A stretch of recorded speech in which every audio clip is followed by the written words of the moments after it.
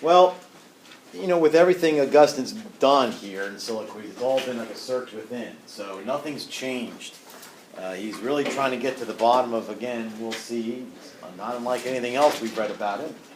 It's always a relation to himself and his God, those two things together. So let's just...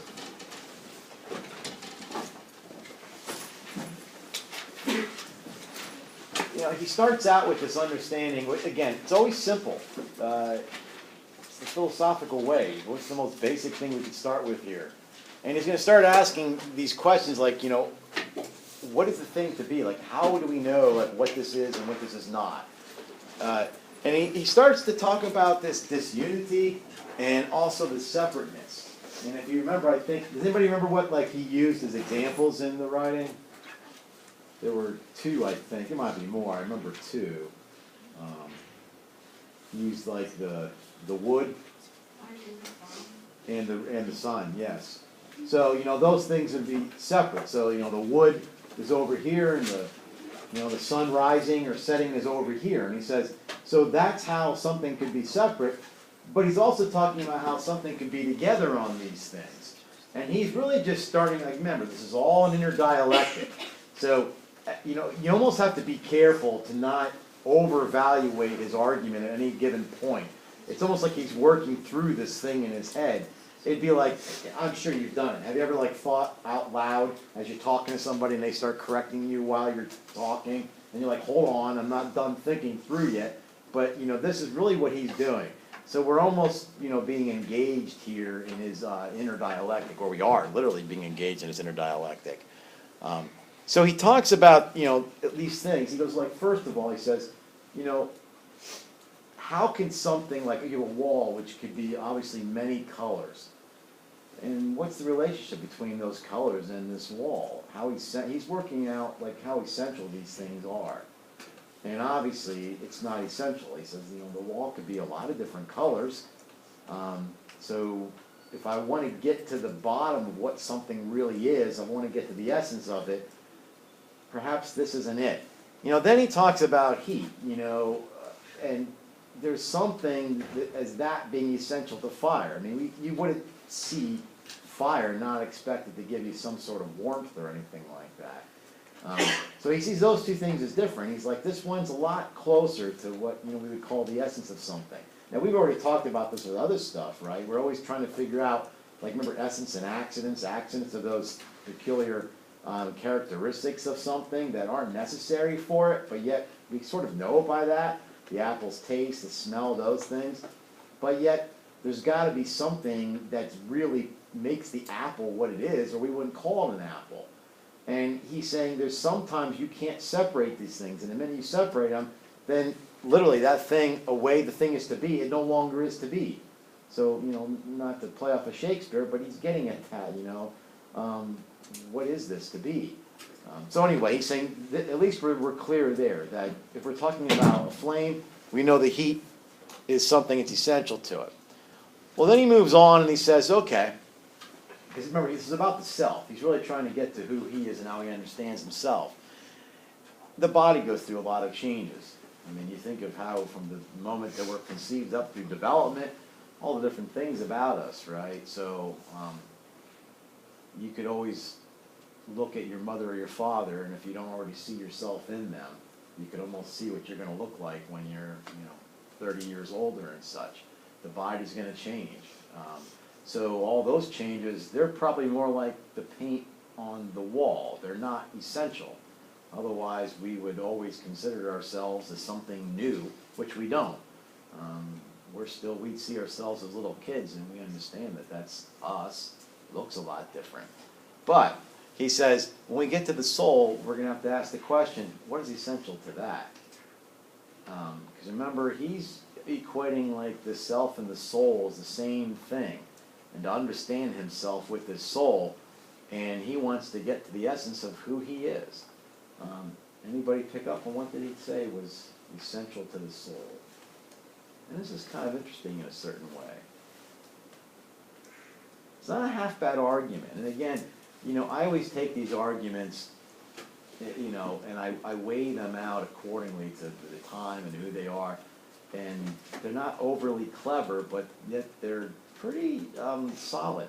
He's going to say that when we're talking about the soul, what we're really talking about is this truth. Now, this gets to be an interesting point that he's making, that we have this, there's something within the human person that always searches for truth. And kids ask this all the time. You know, they always say that little kids are the best philosophers because they ask why 5,000 times. And they ask why some big stuff. You know, like I know, like my grandkids, why is the sky blue? When's the last time any of us thought about that? And even when we did think about it now, you know, we think in terms of, well, there's some, you know, chemistry or atmospheric, you know, it's almost like that's how we see it per se. But they're very inquisitive. So there's something to the human person that never loses that. And he's saying that's essential.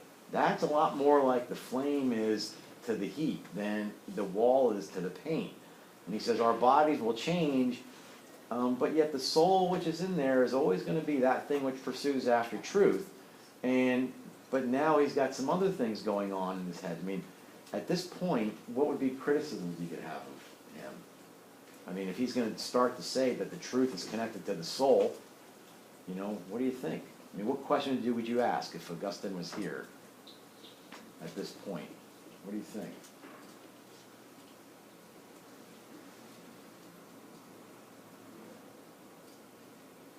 He's assuming truth doesn't change? Maybe. He'd almost have to, right? Because if he's gonna, because he's really trying to drive at how has he remained the same.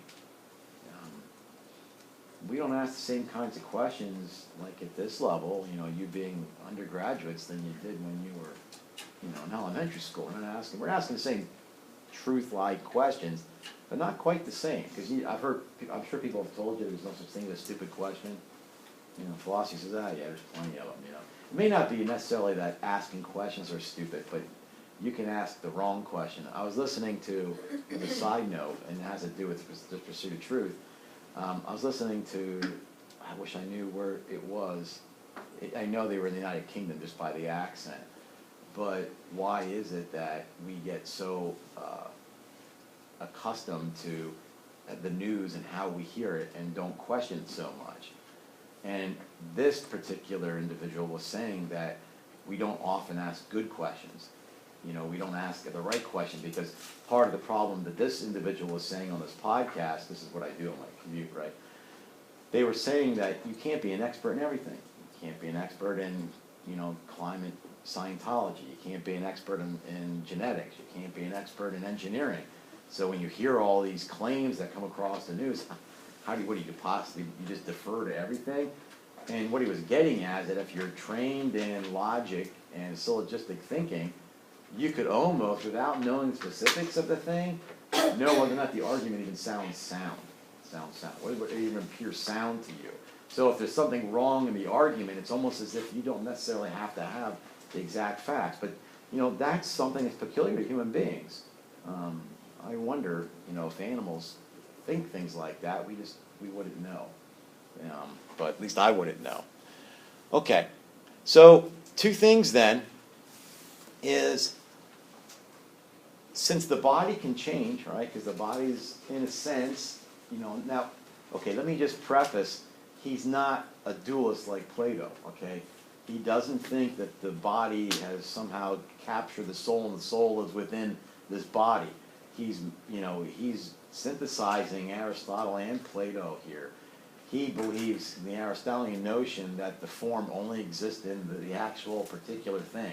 So there is no outside realm anywhere. And with Aristotle, he doesn't think that there could be any body that without the soul. You can have. So he's making this dichotomy that yes, we can have a body without a soul. I can envision that. The body's, you know, mutable and it has different effects throughout its life. But the soul's connected to truth, and the truth is unchanging. Then the soul then has to have some lasting aspect to it. So I can imagine the soul without a body, but not the body without a soul. That kind of makes sense. That's his argument, all right? And again, if it doesn't sound convincing, I don't think that he would intend it. There's something else you got to understand about Augustine, too. We're getting a real snapshot. So you guys that take other classes here, right, when they cover Augustine, here in this class, I have to avoid bringing up those, like I don't get into the confessions. I might give it a shout out, but we don't read those things. So we're trying to find other writings. So the Soliloquies is really one of his like unpolished gems and his unknown works. Oh, not unknown that people don't know it, but it's not that popular. It is one of the first things that he wrote coming into the Christian faith. So it's the reason why I liked it, and the reason why when they said, "What are you thinking of using?" and I said, "I'll use the Soliloquies." It's almost like an unadulterated, unfiltered Augustine, and it's before he quite thought things through. So you're really just hearing it. So the other thing you always have to keep in mind with philosophers is when you say the philosopher thinks this or the philosopher believes this, you almost have to quantify it by when. Everybody evolves. So we're going to be talking about John Locke on Friday. Well, John Locke, when he was younger, wasn't the same John Locke when he was older. Same with Hume and Hegel, Kant, all these guys. So sometimes people think that that's contradictions. And interestingly enough, this is what I thought was so interesting, that podcast I was hearing the other day, is another reason why politics gets so divisive is that we don't live in an era that likes people to admit change. In other words, it's great when you do read something or you understand something and you think, oh my gosh, I was wrong before that. That makes more sense. And a politician that does that is pretty much sunk. All of a sudden you're going back on what you thought. Now you're saying you were wrong. Well, if you're wrong in the past, you're going to be wrong in the future. So you get people that, unfortunately, in politics have become very dogmatic, more so than most people I know in religion, which is funny because, like, I have a few friends that are, they're wonderful individuals, and atheists, and I always kid them. I said, you're much more dogmatic than most of the Christian friends that I know. So this idea of, how Augustine might have not so much changed, but developed his thought over the years is the same way that whatever you might be thinking about a particular thing now, and if I happen to run into you 20 years from now, I doubt you're going to be at that same level. You're going to understand it differently. You might have adapted it. You might have changed it, okay? So he's just working through this, but he's trying, remember, so a lot of this stuff has to do with the immortality of the soul. And he's trying to kind of grasp what is the essence of this thing, because he's not unlike Plato in the sense that if that form is out there somewhere, if the one thing he'll agree with, it has to be unchanging. If it's not unchanging, then we don't really know what the thing is. This is the only way that we can know what it is to be. It has to be that and not this. Remember last class, I think we kind of said that the truth is that which it is and the falsity is that which it is not. That same way. We'll talk about that again.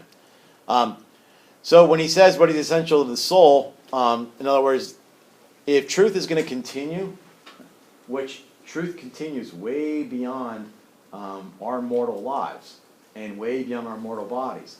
So if there's an essence to the soul that has to do with truth, and truth is immutable and unchanging and it's ongoing, then there has to be some element to the soul that's also ongoing. Now that may not be the most convincing argument for you, but it's not a terrible one. To say that, the essence of the human soul is truth. Truth does not go away. So somehow truth has to continue on, and if it's an essence to the soul, then the soul likewise has to go on. What do you think of that? What would be a rebuttal to that even, do you think? What do you think? Wait, so what do you think that the soul doesn't change? The body's the part that changes? Yes. So then if the soul's the same, then would that mean that, like, the soul is, like, representative of, like, who the person truly is, right? Well, just so we're going to make clear that he doesn't think the human person is anything but a composite soul body. But the soul is really like, and you'll find this in Aristotle and Plato, the soul is the form of the body. So if you want to if it helps, think of Platonic forms out there, and Olivia's soul's out there, and boom, it came into this body, okay? So it can never change, So even here, he's trying to, now, we're going to have to just keep in the back of our heads that change and development aren't really the same thing. So if because we can understand, well, I know truth more now than I did when I was, 10. I'm certainly going to know, hopefully, truth more when I'm 50 than I am when I'm, 20. So, but that's not quite what he means. I think he's talking more in the sense that the soul is built for the pursuit of this. Yeah. It's not that what the truth that it contains, and such. So yeah, it does not change. And even if you want to bring it in, since this is an Augustine Institute, if you want to bring it into even the Christian realm, this is not the argument for it. But they would say that Christ died for the human person, and the way that that could be universalized is through the soul, which is a form that all humans share. So there isn't like, your soul, my soul. It's this form that comes in, at least from Aristotle. It comes into the human person and we become individuals by the combination of our body and soul. That's not what he's saying per se, but if it helps nonetheless, he's saying that truth is essential. It's almost like it'd be like saying, well, there's a flame, but there's absolutely no heat. He's like saying that makes no sense. He says, wherever there's a flame, there's going to be heat. Well, that wall could be white or it could be red. Well, that's true. So that's not what we're talking about. But the soul is not like that. The body might be more like that because our bodies change, but the soul's got to be much more like the flame that's always going to have the heat attached. You can't separate those two things. So he's saying, so the truth is like that with the soul. And then he's trying to come in the back way and say, okay, but now once I've made that argument, now that I say that truth is unchanging and truth is eternal and truth lasts beyond the body, well, it being the essence of the soul, then too the soul must have that same sort of propensity or life outside. All right? Not bad thinking, for the period they're in to come up with all. I mean, I'm always amazed, like what some of these ancients have come up with is, and how creative they were. Him especially. I mean, I favor Augustine. I mean, if I had my choice between those guys and Aristotle and such, I think I'd stick with Augustine. He's a pretty brilliant guy. All right, so now he starts to talk about this, because this should have been like something that came up in your mind. It's one thing to assert something, right? Oh, and by the way, well, I'll say it at the end of class about your papers. But how is truth essentially in the mind? I mean, what are your options? I don't even know. I mean, what would be some options? Don't worry about being wrong. How would truth be in the mind?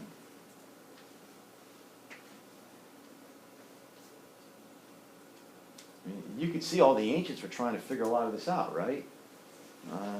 You could almost picture Socrates calling the slave boy over and saying, I got an idea. Come over here. And then start asking him questions. You could see Augustine saying, well, I see things out there, and God kind of illuminates my mind. There's got to be something there, that triggers this. It's not just I'm not Plato just recollecting things, but they're all struggling, trying to figure out, how do we know these things? What makes it up? So, I mean, they're asking a lot of questions that, quite frankly, we kind of brush over today, right? So there's always like this four-way relation. In other words, he's absolutely convinced that as a human person, I use man only because that's how it was in the text, but as a human person, if he wants to know something about himself, then he needs to know something about this God. And if he knows something about himself, then that may reveal something about his God. And if he can know something about his God, that'll reveal something about himself. So he sees this exchange. Because remember, he's convinced that the human person is made in God's image. And that imaging is almost like a sharing of attributes, right? We would call that the sharing, like the transcendentals, beauty, truth, goodness, justice, liberty, equality. These are the non-tangible things that, like an empirical approach, can't ever grab. But yet, those are the things that we share with this invisible God. So he's thinking, and this is why, remember, this is the soliloquies. Through all of this, he's never gone anywhere. He's, remember, like we said even on Monday, how, oftentimes we look for ourselves outside. Where are you going? I'm going to go and, go through Europe. What are you doing? I'm trying to find myself. That was a popular thing in the 60s and the 70s. It's almost like I got to get away to go find myself. Augustine would have said, no, go down in your basement, relax, and just try to find some peace and start thinking, because that's where it is. You're not going to do it out there. And as a matter of fact, what did he call those external things? What did he say? What were those things in relation to him finding himself? Do you remember? Distractions. Yeah, they're distractions. So those are the things we can almost think in terms of like social media today. They're separating us from ourselves more than they're separating us from each other, but they're disconnecting us from ourselves. At least they have that power if we grant it. So he's trying to, he doesn't want to move beyond this. Remember, his whole thing from the beginning was, I want to know God and I want to know who I am. And he's going to stay within it. So that's a presupposition on his part, but it's also part of his rational thinking, okay? Now, the reason why this becomes very important is because he knows, at least in his own view, that this God is eternal. And he also knows that truth is eternal. And there's got to be some relation between this truth and this God.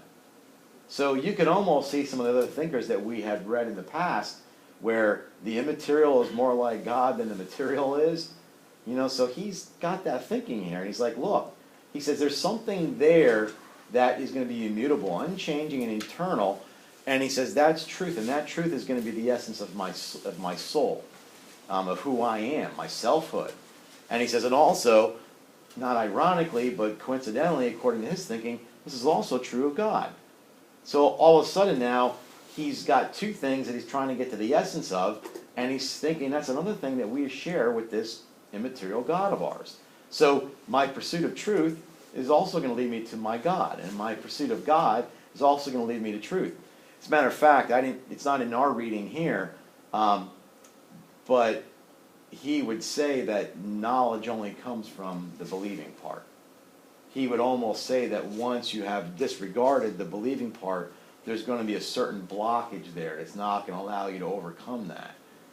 There's always going to, so this, it's not Aristotle's, or I would say from Aristotle, it's not Thomas Aquinas' faith-seeking understanding. This is almost like, I believe in order to see, that type of thing. Which is, if you take that if you take that too far, it becomes very fundamentalist, right? Like somebody will say, like they've told me before, like if somebody stops at the house and wants to share with me, their good news, if you just believe, then you'll understand. Now, I don't disagree with that, but that could be very fundamental. I mean, that's almost like what a cult might say, right? That you come in. But there's also a reason for that, and we're going to get into that very shortly, because what's the best lie? What is the best way to make a lie? Who knows? Can't be false, but you can't say it's a lie. Well, okay. I mean, not that you're not correct. It's not where I'm going, but you're right too. Doesn't Augustine say it needs to resemble the truth in some way? Yeah, we're going to get there, right? So the best lie is something that has a partial truth in it, right? That's the way you're going to grab somebody.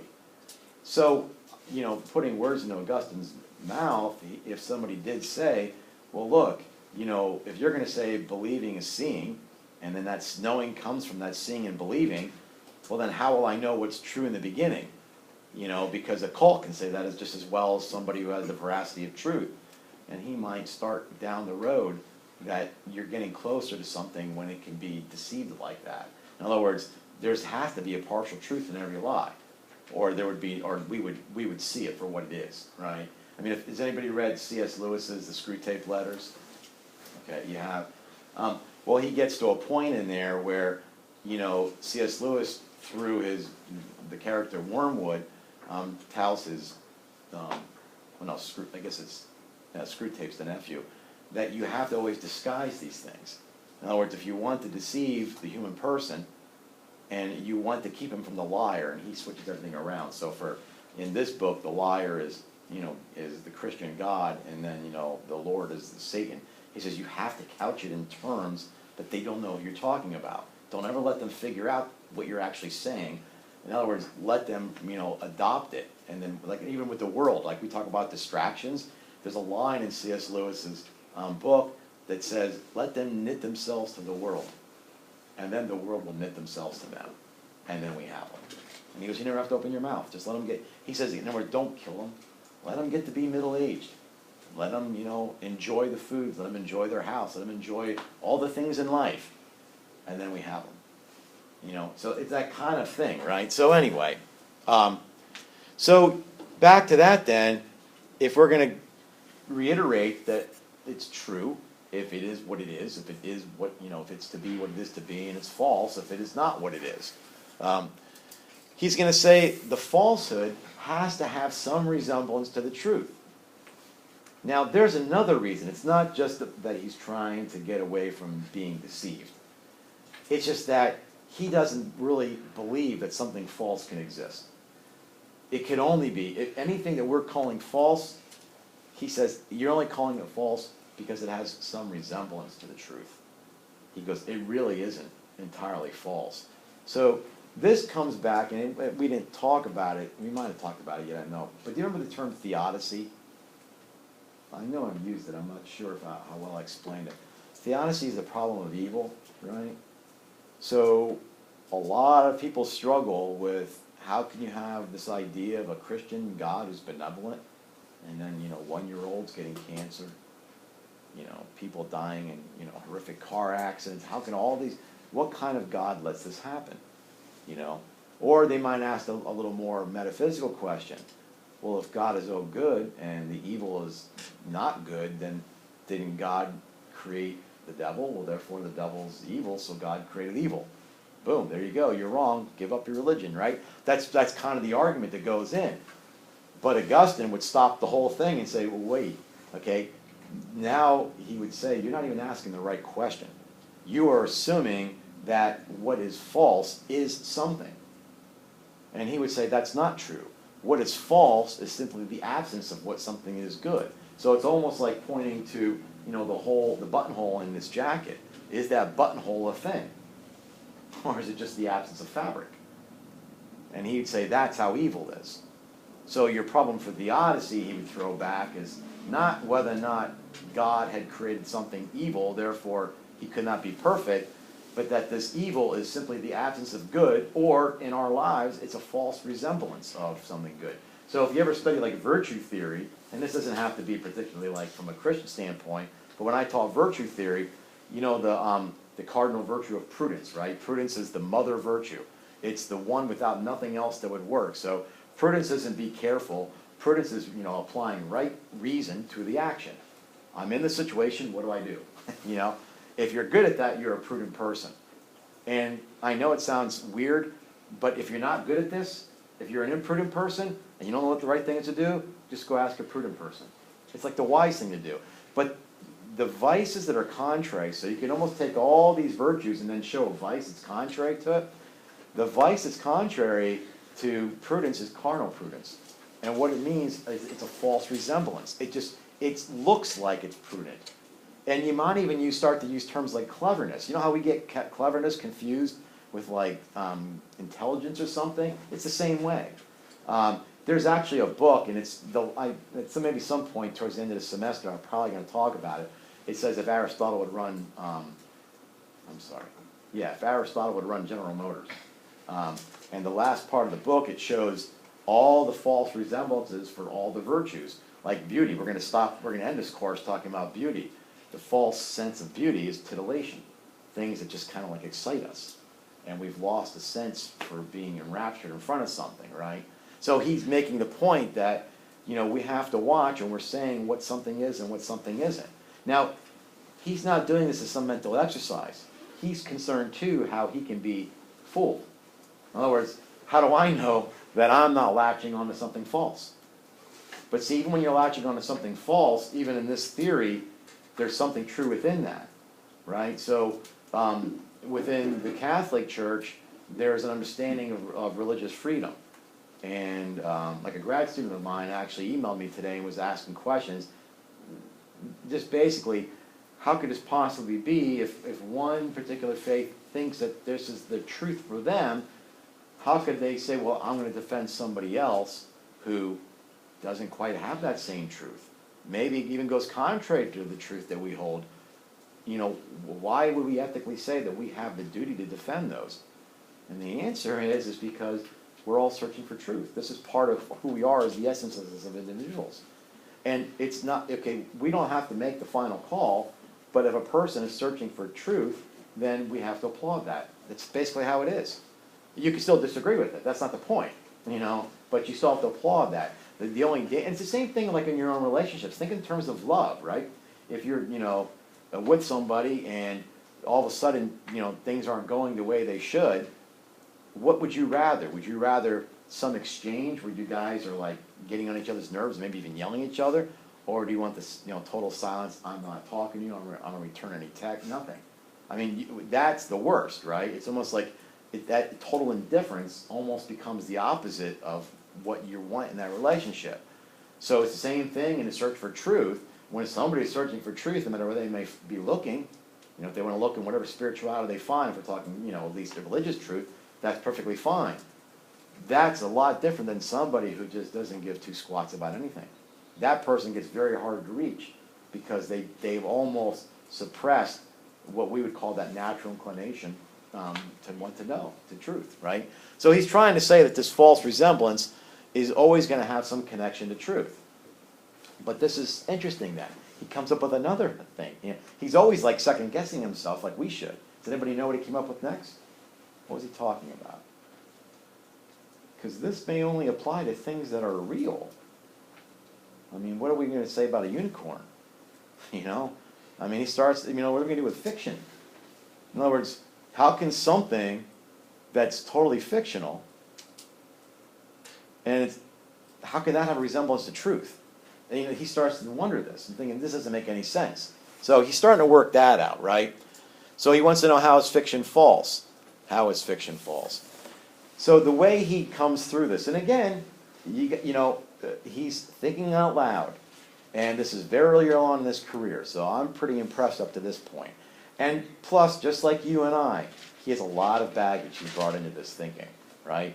He came out of that Manichaean understanding of the dual universe. He came out with you know, first of all, if he's really pressing how bad distraction is for our search for truth, it's because of all the things that he was distracted with, particularly, you know, women and booze and such. So he says, okay, he goes, well, I guess there's different ways that a thing can be like something else, and he says, let's be clear on this, right? He says, if it just references it, you know, like I think I wrote down what might have been one of the examples he used. Yes, he said, you know, if somebody says, that's fake silver stone, or something like that, he says, that's really just a reference to something. And he says, that's not really what we're talking about here. But he goes, the minute you put into a proposition, like that stone is silver, now that could be true or false. And even if that's false, it's only false because there's something there that in that stone resembles silver. All right? So he's saying there's something there. So he's trying to clear up his thinking as he moves along, even if you're not entirely convinced, that he says, I still believe that my system is working. And he says, when I'm starting to wonder, how can something that's fictitious actually then be false because it have no resemblance to truth because it's made up?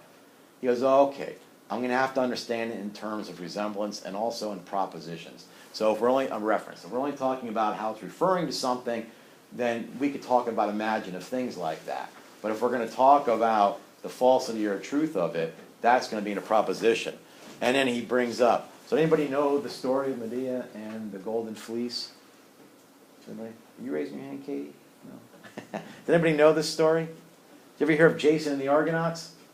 Have you heard of that? Oh, yeah, I heard that from me. Okay, so, you know, I won't go through the whole story, but, you know, he starts to, like, you know, riddle this with a little bit of error to try to see, like, you know, how would we know? This is what he's building up. This is only a reference.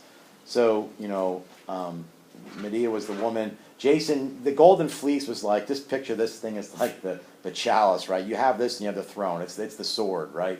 So Jason's got to go off with his Argonauts to get it, and Medea helps him to get that somehow. And there's, I think in the text, in the Soliloquies, it talks about these winged animals and such, and that's where he's trying to show the errors. It's just a matter of error of referring. I love Greek mythology. It's been a long time since I've read it, right? Especially since the Romans just kind of like plagiarized the entire Greek system. But this is pretty cool, you know, because it gets to the point where he then, even with the golden fleece, falls in love with another person, and there's a lot of different variations on this, but the one, Medea, actually then kills her own children just to hurt him, you know. So that's scorn. But nonetheless, so he kind of just works this out as his an example of how something that's fictitious doesn't really derail my argument, because we're only talking about that in terms of reference. But if I'm going to put things into a proposition, the minute that I say this is that, or this is not that, now he goes, my thing holds. So I can say that that stone is silver or that stone is not silver, and I could find some resemblance or truth in that. If it's false, there's still a resemblance, or it's simply true. But if I simply say, you know, well, over there, that silver stone or something like that, he says, we're just talking referential stuff, all right? You kind of get that? It's a little vague. It's a little bit different language to listen to as you read through. So anyway, only the propositions can be false, right? The references, they just don't apply. They're more of the fictitious stuff. All right. So this goes back now, to wrap this up, is where he's starting to conclude, once again, where he began.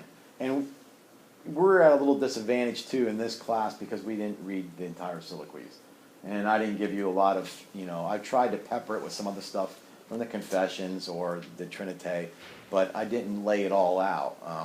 So if we can't really understand who we are as human persons, he says, you'll never get to that conclusion outside of this Christian God. Now, regardless of your particular Christian stance or your theistic stance or non-theistic stance, you can get his argument.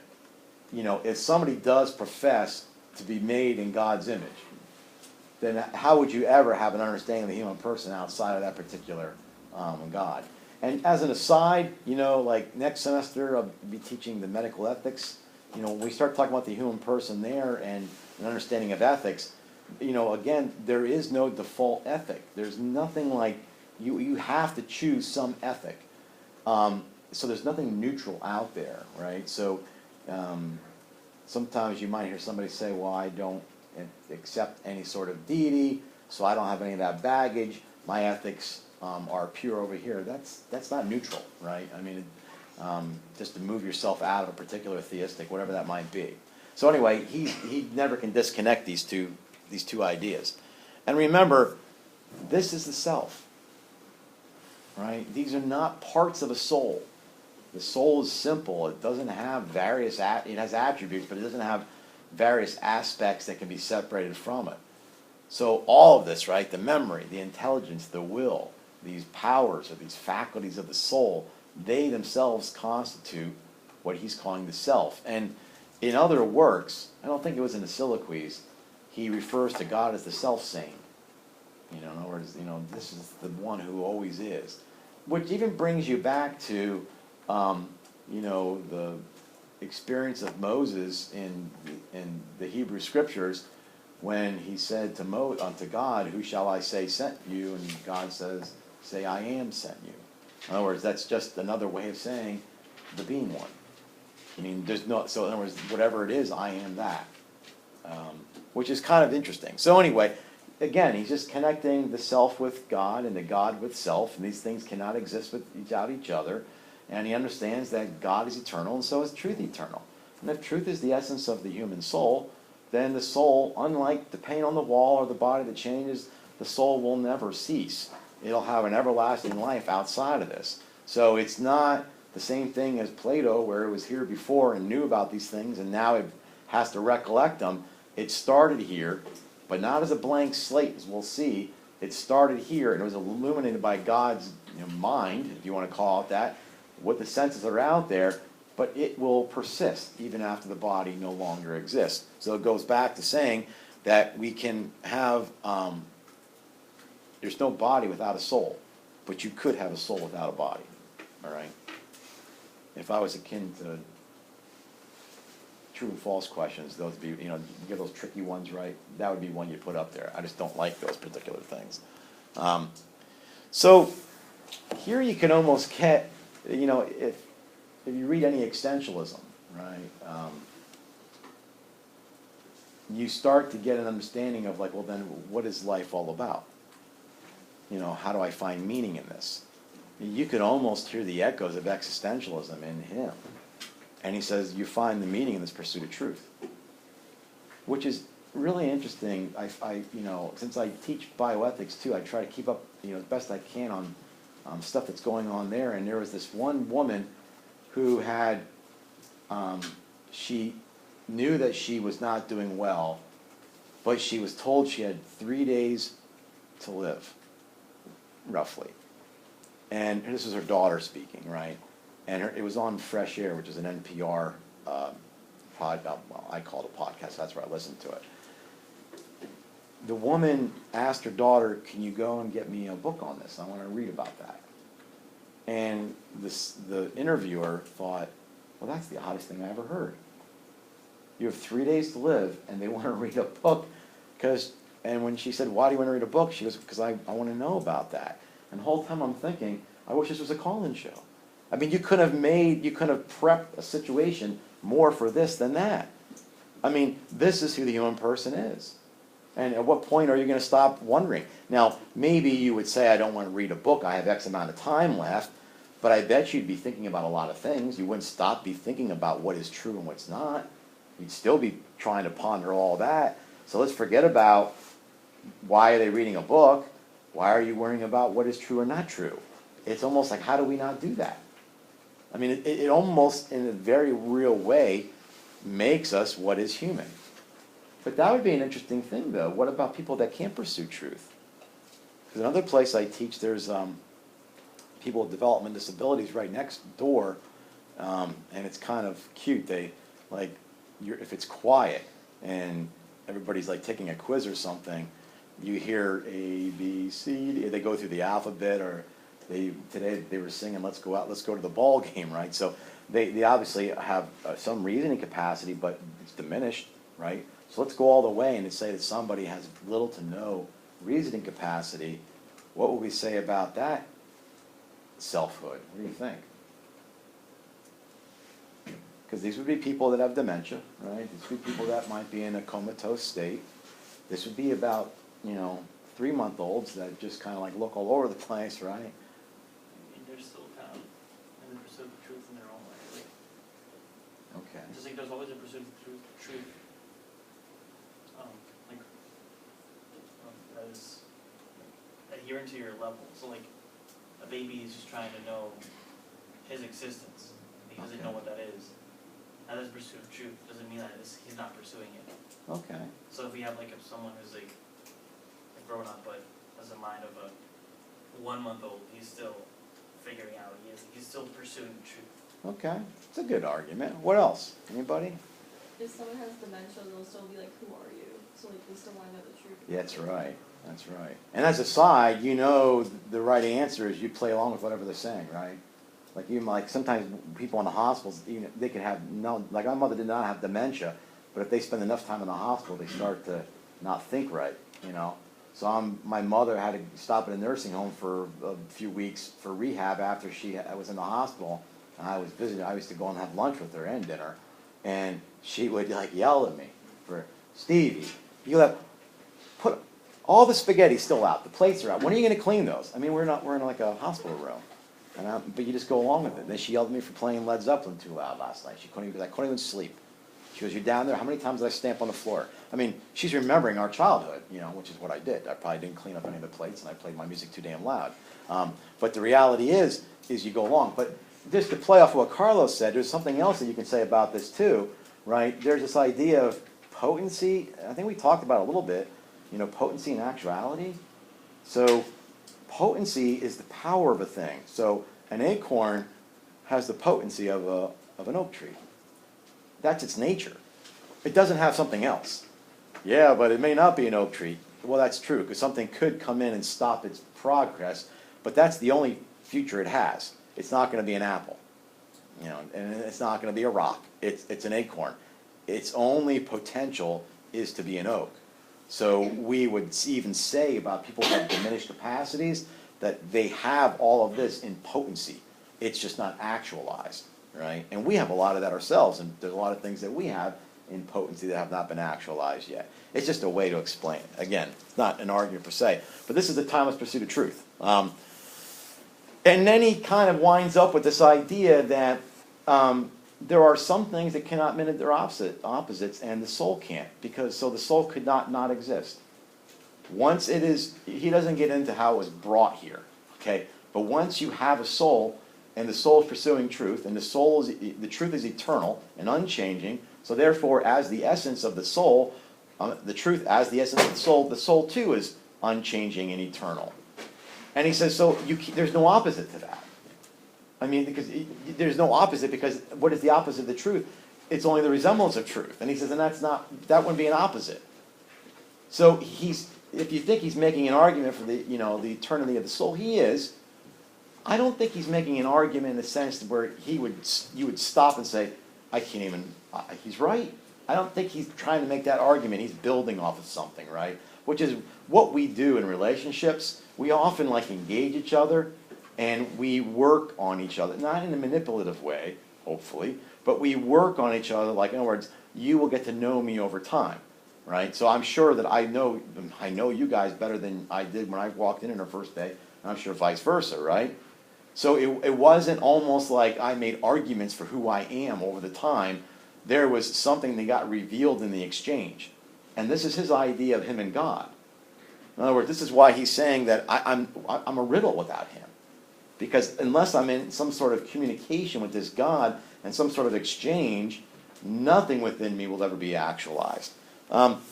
Which, this is from Confessions, but I just thought it fit perfect here, right? He says, let me know thee, O my knower. Let me know thee even as I am known. It's like he's just absolutely single-minded that I've got to stay within who I am to know. I mean, if I really want to do who I am as a self, it's the search within. And anything outside is going to be a distraction. There's nothing out there. So you think of how that would even help us today. Like, say